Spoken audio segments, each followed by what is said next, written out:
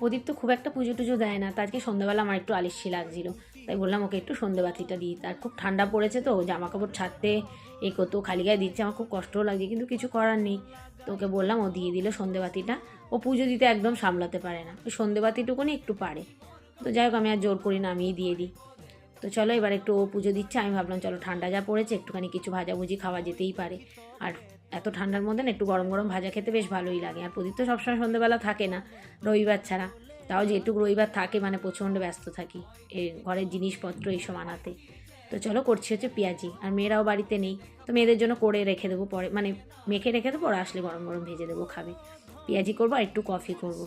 তো বলছিল মুড়ি খাবে না, তা আমি একটু মুড়ি খাওয়ার ইচ্ছা ছিল, এই ভাজাভুজির সঙ্গে একটু মুড়ি ভালো লাগে না। ওদিকে কড়াই চাপিয়ে দিয়েছি, আর এদিকে কফিটাও বসিয়ে দেবো, মানে একটু দুধ দুধ কফি করবো, আমার ব্ল্যাক কফি ভালো লাগে না।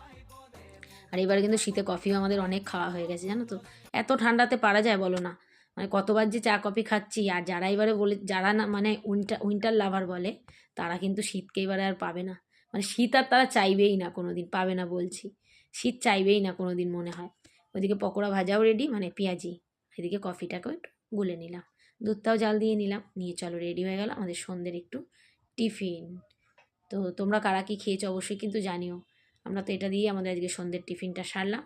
প্রদীপ বেরিয়ে যাবে একটু পরেই, তো ফোন আসছে দোকান থেকে। খুবই ব্যস্ত, ও নিজের কাজকর্মে ব্যস্ত, আমিও নিজের সংসার, ছেলে মেয়ে এসব নিয়ে ব্যস্ত, দুজনের সঙ্গে সময় দেওয়ার সময় পাই না। যাই হোক, আমি যেহেতু ক্যামেরা অন করেছি একটুখানি ওই যে যেগুলো করে নকশামো সেটাই করছে। আর ও প্রত্যেক দিন আমার আগে কিন্তু লাইটগুলো নামিয়ে দিয়ে যায়, মানে জ্বালিয়ে দিয়ে যায়। টাটা বন্ধুরা, আবার দেখাবে কালকে।